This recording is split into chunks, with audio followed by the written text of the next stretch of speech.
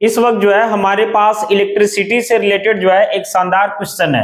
Question क्या बोल रहा है कि how much work is done in moving a charge of 2 coulombs from a point at 118 volts to a point at 128 volts. यानी कहने का मतलब हुआ कि यहाँ पे समझिए कि एक पॉइंट है जिसको ए मान लेते हैं और यहाँ पे दूसरा पॉइंट है जिसको हम बी मान लेते हैं और यहाँ से जो है हमें चार्ज लेकर के आना है। और आपको पता है कि चार्ज के फ्लो के कारण ये जो है इलेक्ट्रिक करंट पास करता है और ये चार्ज हमारा कितना तो 2 कूलम्ब है। अब जो पहला पॉइंट है इसका जो पोटेंशियल दिया हुआ ये 118 वोल्ट दिया हुआ और दूसरे का जो है 128 वोल्ट दिया हुआ। तो बोल रहा है कि यहां से यहां तक 2 कूलम्ब चार्ज को लाने के लिए जो है कितना वर्क करना पड़ेगा, यानी कि आपको W बताना है। तो आइए इस क्वेश्चन को जो हम सॉल्व करते हैं, बस आपको कंसंट्रेट होकर देखना है। तो समझिए कि 2 पॉइंट है, एक पॉइंट यहाँ पे जिसको A मान लेते हैं और दूसरा पॉइंट यहाँ पे जिसको B मान लेते हैं। पॉइंट ए का जो पोटेंशियल क्वेश्चन में दिया हुआ ये आपका 118 वोल्ट है और पॉइंट बी का पोटेंशियल दिया हुआ 128 वोल्ट है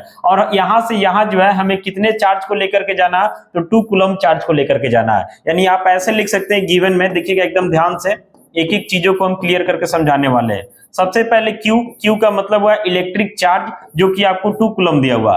इसके बाद हम निकालते हैं पोटेंशियल डिफरेंस जिसको V से डिनोट करते हैं। तो पोटेंशियल डिफरेंस का मतलब क्या हुआ कि A और B जो 2 पॉइंट है और ये दोनों पॉइंट का जो पोटेंशियल है उसका जो डिफरेंस होता है उसी को पोटेंशियल डिफरेंस बोलते हैं। और पोटेंशियल डिफरेंस में हमेशा बड़ा में से जो है छोटे वैल्यू को घटाते हैं। तो 128 से जो है 118 को घटाइएगा तो ये हमारा कितना हो जाएगा तो 10 वोल्ट हो जाएगा। अब आपको जो है वर्क यानी कि W बताना, समझ रहे ना।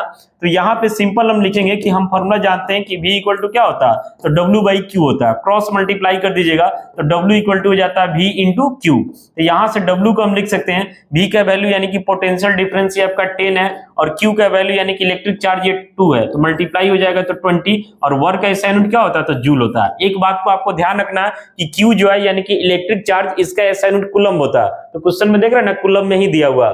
फिर पोटेंशियल डिफरेंस इसका एसआई यूनिट वोल्ट होता है तो वोल्ट में ही दिया हुआ। इसलिए जो वर्क है तो वर्क जब हम निकालें तो वर्क का एसआई यूनिट ऑटोमेटिक जो है किसमें आ जाएगा तो जूल में आ जाएगा। तो न्यूमेरिकल्स बनाते समय इस बात का ध्यान रखना है कि जो भी आपका इनपुट है वो एसआई यूनिट में होना चाहिए। अगर नहीं है तो आपको चेंज करना होगा, तब जाकर के आपका आउटपुट ऑटोमेटिक जो है एसआई यूनिट में आ जाएगा। ऐसे ही और भी वीडियोस के लिए आप हमारे चैनल को सब्सक्राइब करें।